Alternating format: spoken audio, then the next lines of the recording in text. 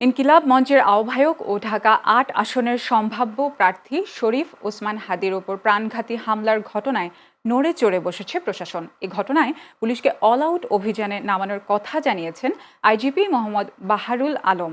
যারা আসন্ন নির্বাচনের উপর একটা নেতিবাচক প্রভাব তৈরি করতে চায় তারাই এই হামলা করেছে বলে অভিমত তার। এদিকে ইতিমধ্যে শরীফ ওসমান হাদিকে গুলি করা ব্যক্তিদের শনাক্ত করেছে পুলিশ। যে কোনো সময় তাদের গ্রেফতার করা হতে পারে বলে জানিয়েছেন ডিএমপি কমিশনার শেখ মোহাম্মদ সাজ্জাদ আলী। ইতিমধ্যে হাদির উপর হামলাকারীর সন্দেহভাজন ব্যক্তির ছবি প্রকাশ করেছে ঢাকা মহানগর পুলিশ। ওই ব্যক্তি সম্পর্কে তথ্য দিলেই তথ্যদাতাকে পুরস্কার দেয়া হবে বলে ঘোষণা করা হয়েছে। শুক্রবার দুপুর 2:15টার দিকে রাজধানীর বিজয়নগরের পানির ট্যাঙ্কির সামনে রিকশায় যাওয়ার সময় মোটরসাইকেলে আসা দুই দুর্বৃত্ত খুব কাছ থেকে ওসমান হাদিকে গুলি করে পালিয়ে যায়।